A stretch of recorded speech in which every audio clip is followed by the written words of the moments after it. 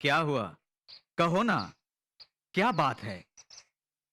सब खामोश क्यों खड़े हैं? मालिक, दशहरा पूजा में कहीं रुकावट? कैसी रुकावट? अ, अ, अ, कहीं कोई समस्या खड़ी ना हो जाए, यही डर है।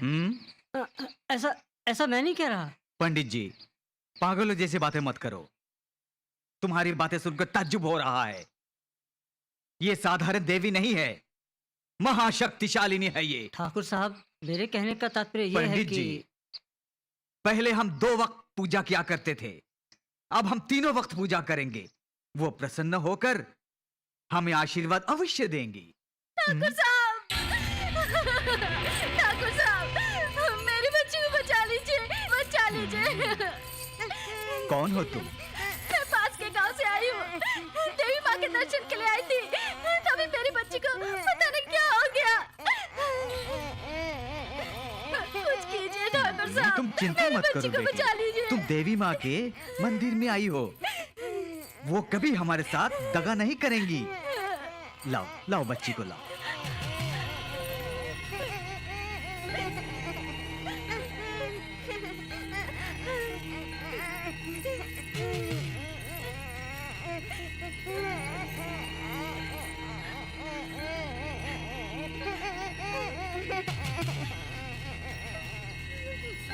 माते, देवी काली माते, इस नन्ही बच्ची को जल्द से जल्द स्वस्थ कर दे माते, स्वस्थ कर दे। लक्ष्मी, लक्ष्मी, ठाकुर जी, मेरी बेटी को देखा हमने। लक्ष्मी उठो, मेरी बच्ची, लक्ष्मी, ठाकुर जी।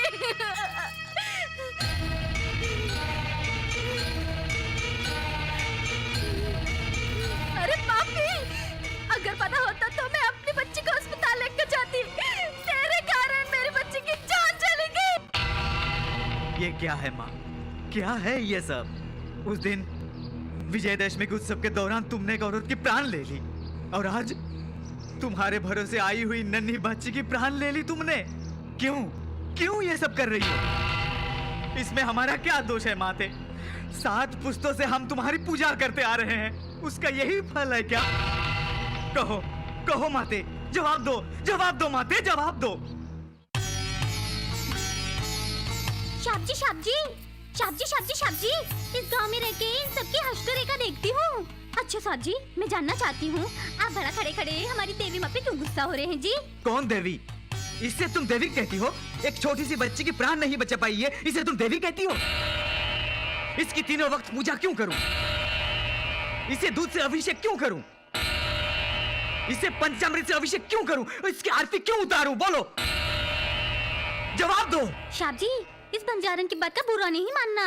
अगर सच्चे मन से आप जो भी मांगेंगे ना, ये देवी माँ वो मनोकामना जरूर पूरी कर देगी। यदि आप देवी देवताओं को प्रसन्न करना चाहते हैं तो फिर पंचामृत से इनका अभिषेक करना होगा। एक और बात है शाब जी, यदि आपके मन में कोई पीड़ा हो तो इस देवी माँ की आपको आरती उतारनी होगी। 3 समय पूजा करने की आवश्यकता नहीं। यदि आप सच्चे मन से उसकी एक बार भी पूजा करेंगे ना साहब जी, तो वो आपकी सारी मनोकामना पूर्ण कर देगी। आप खुद ही बताइए साहब जी, मनुष्य गलती करता है, अपने स्वार्थ के लिए वो गलती करके सारी गलतियों को इस बेचारी देवी माँ पे थोप देता है। दैया रे दैया, ये कहाँ का न्याय है?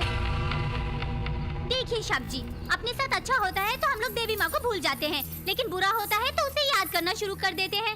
हाँ, मनुष्य अपने पिछले जन्म के कर्म फलों को भूलकर अन्याय करता है, ये कौन सा न्याय है शाह जी? कैसा कर्म फल और कहाँ का कर्म फल?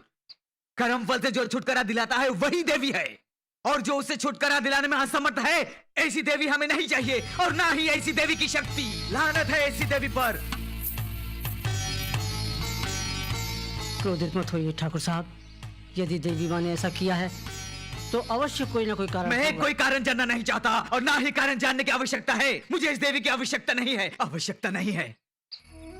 अरे इस जहां में बहुत सारे नास्तिक हैं, क्या वो अपनी जिंदगी नहीं गुजारते हैं? उत्तेजित मत होइए। अरे देखिए, इस पर जो अधिक विश्वास करते हैं, जो सदैव इसकी पूजा करते हैं, ये ऐसे लोगों की ही परीक्षा लेती है। आप मेरी बात बस पंडित जी, बस कीजिए। मैंने इस पर विश्वास किया और इसने मेरे साथ विश्वासघात किया। ठाकुर साहब, जिससे वचन दिया उसे निभाने में असमर्थ रहा मैं। मेरी इज्जत मिट्टी में मिल गई। अब जिंदा रहकर मैं क्या करूंगा? ठाकुर साहब, शांत नहीं हो पंडित जी, जाइए। नहीं। अब मैं कुछ सुनना नहीं चाहता। मुझे इस देवी की आवश्यकता नहीं है। अगर आप चाहे तो इसकी पूजा कर सकते हैं, 3 वक्त पूजा कर सकते हैं। दूध से अभिषेक कीजिए, पंचामृत से अभिषेक कीजिए, लेकिन मुझे इसकी आवश्यकता नहीं है। आवश्यकता नहीं ठाकुर है। साहब, है काली माँ, मेरी बेटी की आत्मा को यहाँ ले आओ काली माँ। आहा, बेटी मोहिनी, क्या तुम अपने बाप की इच्छाओं की पूर्ति करोगी? जरूर पूरी करेंगी पिताजी, जरूर करेंगी। आहा, जल्द से जल्द मेरी मनोकामना को पूरी करो। जाओ मोहिनी।